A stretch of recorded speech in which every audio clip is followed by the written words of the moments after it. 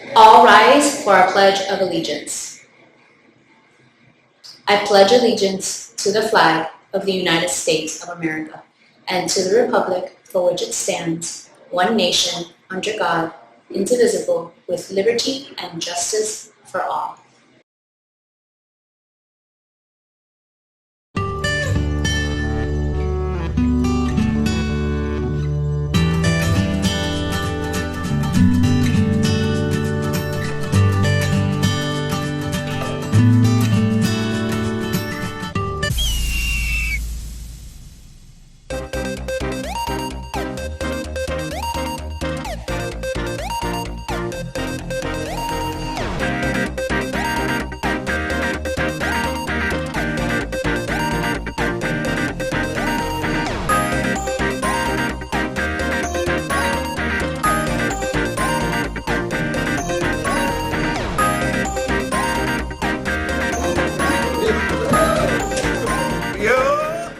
Good morning, students, faculty, and staff. Welcome to the WDC's announcements for Wednesday, February 8th, 2023. Today is an odd day. It is also National Kite Flying Day.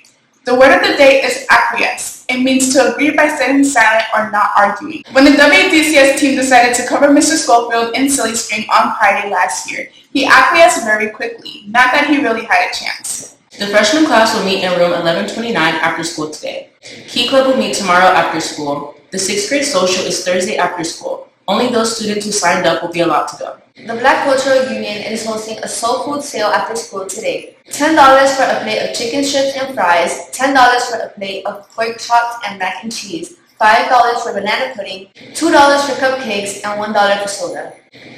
Seniors, grab a shipment or two by the 14th to Miss Fayette. You can pray in her office. Attention to track athletes. There will be a parent meeting tomorrow night at 6 p.m. to go over expectation. Please pray on attending. This week is National School Counseling Week. So we wanted to take a moment to thank our two counselors, Ms. Valadares and Ms. Diaz. They provide school counseling service for all students in the area of personal and social awareness, career development, and academic excellence. You can buy Valentine's Day singing gram for $3 each in the music room before and after school and during lunch. Each singing gram will come with a special song and in the carnation or rose. Please, make sure that you print the recipient's full name on the back of the gram with the odd day schedule.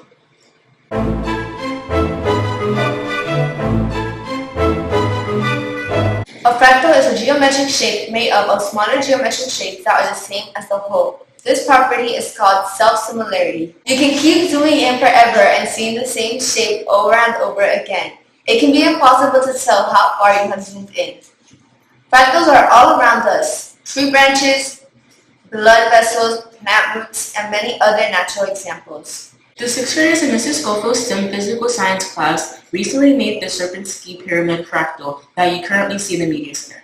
This fractal is named after the Polish mathematician Wacław Sierpinski, who shared a birthday with Albert Einstein. Both of them were born on March 14th, which is now celebrated as Pi Day.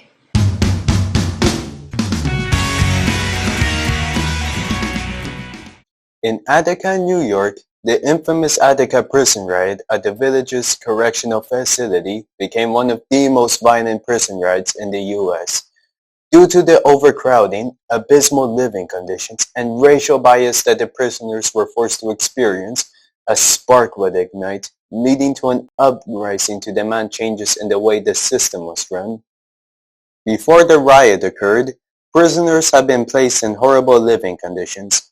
These included having only one toilet paper roll for a whole month and one shower for each week, very bad overcrowding, and the letters they tried to send being censored by the prison.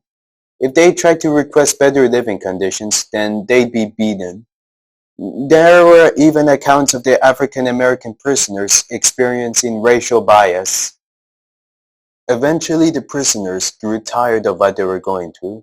So on September 9, 1971, they seized control of the entire prison. When most of the facility was retaken by the police later that day, 1,281 of the rebelling prisoners took 39 guards and employees hostage in ACF's D yard. Over the next 3 days, They proceeded to make 33 demands, 28 of which were agreed upon by state officials. These demands included better medical care, religious freedom, and better conditions overall. However, on September 13th, the final day of the riot, when an ultimatum of surrender was presented, the prisoners held knives to the throats of their hostages, prompting Governor Nelson Rockefeller to send in the state police to seize back control of the facility. Tear gas was dropped into the D yard, and they blindly fired into the smoke, resulting in 43 casualties.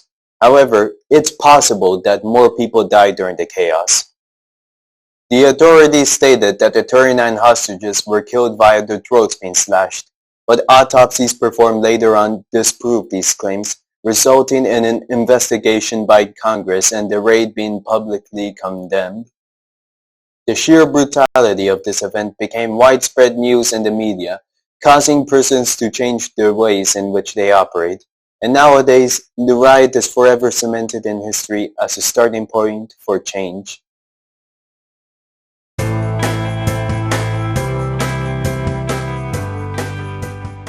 And now for today's feel-good news story. The entertainment industry has 4 major awards. The Emmys, which honor television, the Tonys, which honor Broadway plays, the Oscars, which honor movies, and of course, the Grammys, which honor the music industry. The Emmys have been around since 1949, the Tonys since 1945, the Oscars since 1929, and the Grammys since 1959. In all those years, with all those winners, only a few people in history have won all 4 major awards, which is known as winning the EGOT. At the recent Grammys, Viola Davis became the 3rd Black woman, the 4th Black performer, and only the 18th person in history to win the EGOT. She won the Grammy for Best Audiobook Narration for her autobiography, Finding Me. We'd like to wish a happy birthday to Erica Martin, Gary Paulino, Jelani Williams, Martin Padina Cordoba, and Stefan Dickinson. Thank you for tuning in, Hogs. Have an epic day, and we'll see you tomorrow. And that's a wrap!